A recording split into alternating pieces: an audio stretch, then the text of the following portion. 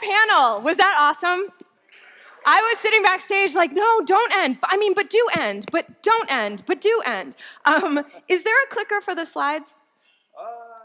Yes. Oh, well, that's fine. We'll just wing it. I'm here to talk about death, your favorite subject and mine. No, you're not buying that? See, here's the deal. When we have crypto assets, as we do right now, and I assume that many of you in this room do, and many of you who are watching the live stream do, we have a little problem. When we have full control of our assets, thank you. One quick second here. Which way to, Rodolfo? The big green one is forward. Thank you. So, we have a problem in our industry, and that is when we get rid of third parties, when we take third parties out of the picture, they actually provide some services. And so we have to do what they would do for us. We have to do that ourselves. And so for the past 3 years, I've been looking at this question. What happens to my Bitcoin and to Ethereum and to my crypto kitties if something happens to me? How can my family, how can my loved ones access these assets? You'll see here, this is something that I'm sure you haven't seen on any lawyer presentation, but this is a Creative Commons license. It means that you are free to use any of the information in these slides. You don't have to ask permission. It's a Creative Commons community-based license. So please, if there's something useful for you, feel free to use it. You can find me at empoweredlaw.com or on crypto Twitter at Pamela JD. Get it? I'm a lawyer. That's lawyer humor. So we're going to start with a quiz. You ready? Maybe you've never thought about this before, but I want to know, if you die without a will, who do you think who decides who gets what? So how many of you think you have no idea? You've never thought about this issue before? Yeah, okay, good. Quite a few of you, actually. Secondly, how many of you think your family gets to decide? Many of you think that that's true. Guess what? Unfortunately for you, the answer is C. Your family does not get to decide who gets your assets. In fact, in almost every jurisdiction in the world, there are laws on the books that decide who gets what. And so if you haven't looked at those laws, and most people don't because they're laws and we don't actually go through and read statutes unless you're a lawyer, you might be very surprised as to who will actually get your assets when you pass. So a lot of us today have family not only by blood, but by choice. We have people in our lives who are important to us, and maybe we haven't formalized those relationships with the state. So for example, if you have a domestic live-in partner, if you die without a will or a testament, they get nothing, zero. Why? Because most of these laws are built from decades, sometimes centuries old ideas, where the only thing that mattered was blood lineage, where the only thing that mattered was parentage. And so now our lives are much different than that. But the laws have not changed. The laws have not updated. So, question is, if you die without an estate plan, will your live-in domestic partner get anything? No. Children by marriage that you have not adopted, they get nothing. Even if you've raised them since they were a baby, they get nothing. Your best friend, your favorite political cause, charity, or your favorite LABITCONF. If you wanted to donate money to a cause that you care about, a political cause, a charity, you cannot do that if you don't have a will or a testament. So this is my favorite question. I've asked it a lot at different presentations. I also asked it on Twitter, and I'll tell you what the results are there. But first I want to ask you, how many of you in the audience, your inheritance plan relies on a friend who knows your password? I love the honesty. Thank you, friends. That's honest right there. All right, how about your family remembering what you told them about Bitcoin and a sticky note? Yeah, exactly, yes. And honestly, that's kind of the majority of people. Third, the immortality plan. You never dying. Yes, that's the vast majority. Congratulations. And you are right in line with Twitter. I had about 3,000 people do this poll on Twitter, and that was the #1 answer, is my inheritance plan relies on me not dying. And I hope for your sake that that's true. But just in case it's not, maybe you want to take a couple minutes and make a plan. How many of you actually have a detailed, documented, and tested plan in the audience? 1, 2, 3, 4, 5, awesome. That's probably the most I've ever seen. Hopefully after this presentation, there will be more of you in that answer, in that area. So what I want you to remember is that planning puts you in control. We love to control our own assets, right? I mean, that's why we're in this thing. We like the idea of freedom. We like the idea of being able to make our own decisions. And planning allows you to do that. Planning allows you to make your own decisions when it comes to inheritance. There are 2 aspects to every single crypto asset plan. One of them is a technical plan. And so that question is, how will your family actually access your keys? And then what the heck are they going to do with them? So once they have your seeds, right, if you're not around to help them, what are they going to do? They're going to go to Reddit. They're going to go to their local meetup. They're going to go somewhere and try and find someone to help them. You probably don't want that to happen, and you don't actually have to have that happen. So you need a technical plan and an access plan, but you also need a legal plan for all of the reasons that I discussed previously. The rest of this presentation is going to focus on the technical side, but I want to talk to you first about some mistaken beliefs. I want to talk to you about reasons that we don't plan. I talk to people all around the world about this subject, and I ask them, why don't you have a plan? You know you need one, right? You know you should have one. It's kind of like eating your vegetables, right? You're like, I know I should, but I'd much rather have dessert. Me too. But the reality is that this is something that you can do. So a lot of people think number 1 complaint is, I have to hire a lawyer.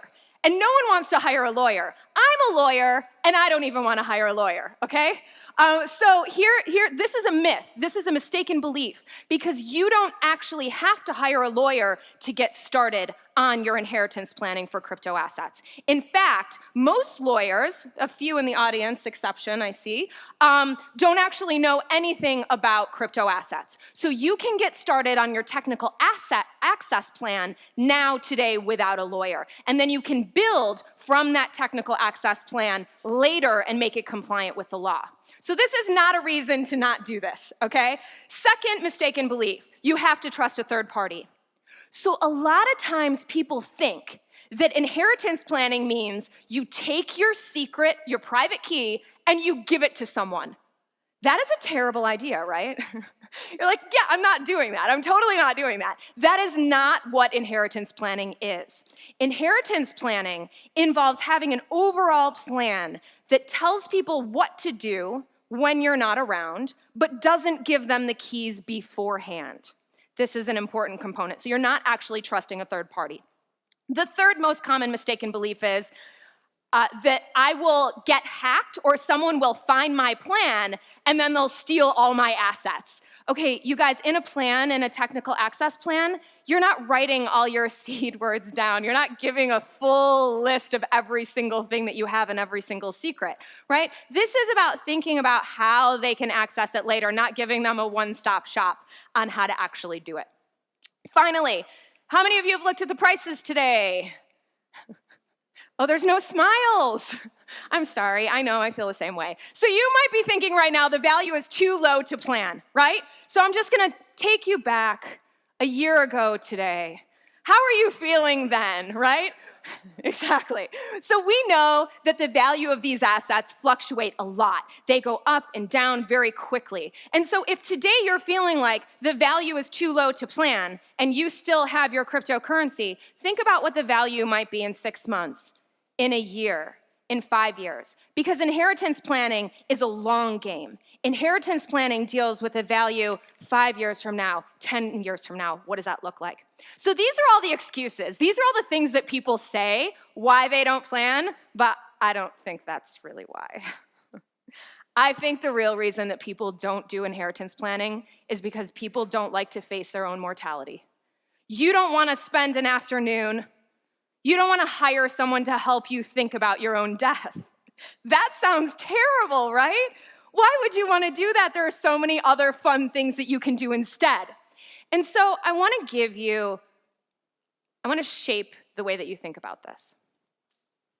I'd like you to take a minute and look at this picture. How many of you see a duck? Please raise your hand. Many of you. Fantastic. How many of you see a bunny rabbit? Okay, good. How many of you see both a duck and a bunny rabbit now? Right? So you guys, we can look at things. Something can be two things at once. Inheritance planning can be kind of sucky, dealing with your own demise, but it can also be other things. You can look at things in a different way, and you can choose to look at it in a different way in order to make it something that you'll actually do. So I'm going to give you 3 ways to look at this that will hopefully help you over that hurdle and help you start planning. Number 1, you can think of this, it's the season for gift giving, right? You can think of this as a way to give a gift to your family, to your friends, to your favorite charitable cause. This is you giving a gift. And we like to give gifts. It makes us feel good. So you can reframe this in your mind as, I'm doing this inheritance planning because I want to give a gift. You can also think of it as a security makeover.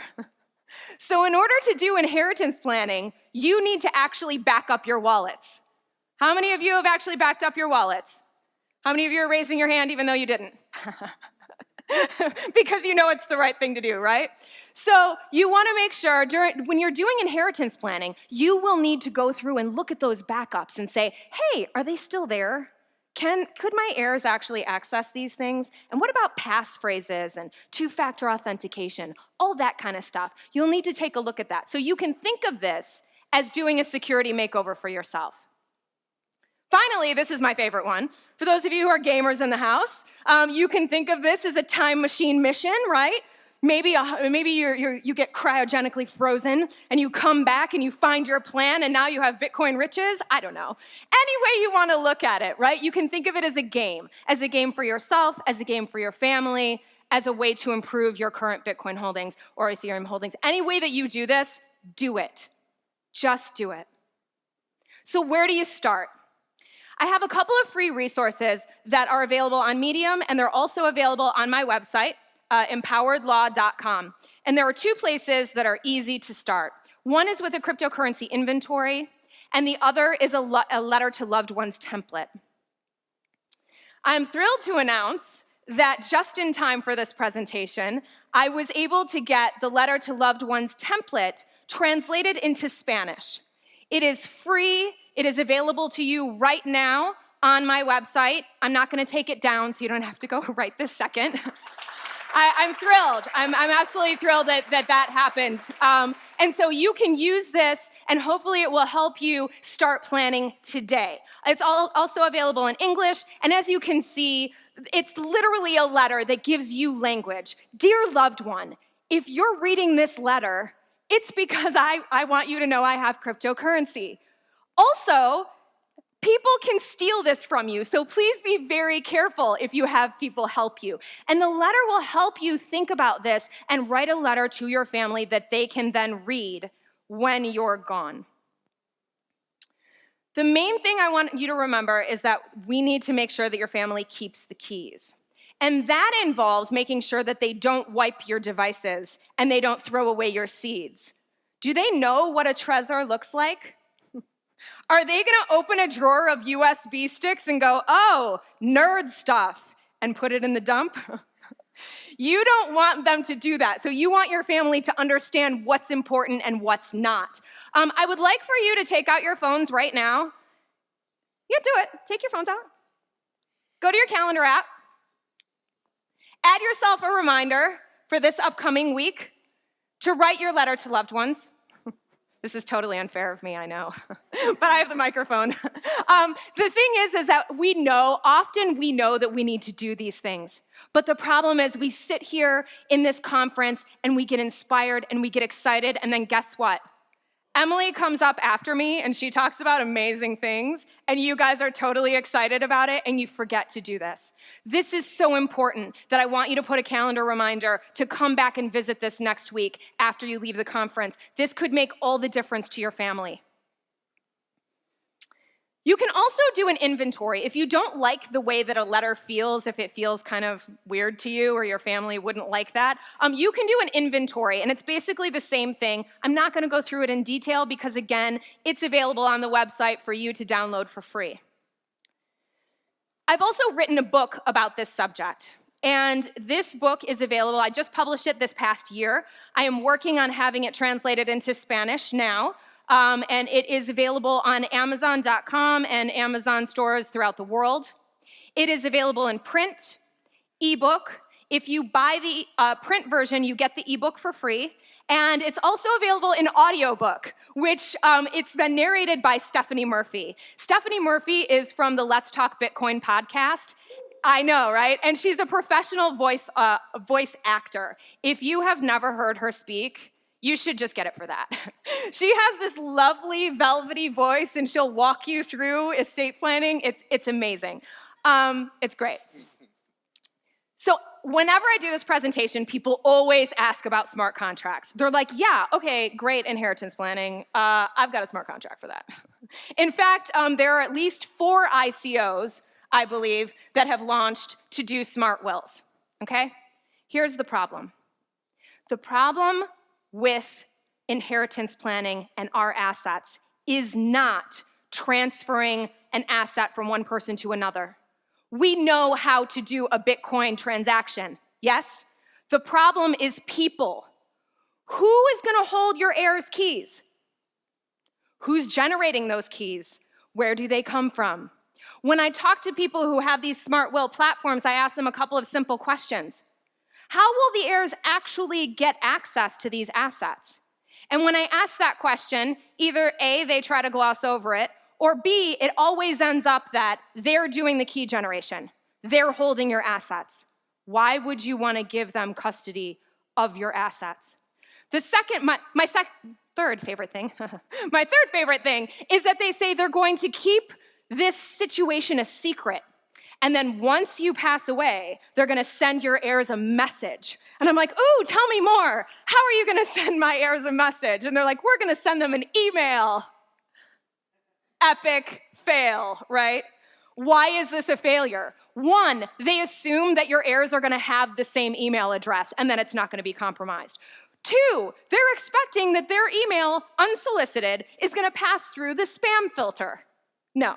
3, even if it does pass through the spam filter, they're assuming that your heir, who is grieving, is going to open an email that says, you've inherited cryptocurrency, right? This is not actually going to happen, because one of the things that we sometimes forget is that we have the technology, and I love it, but we also have people.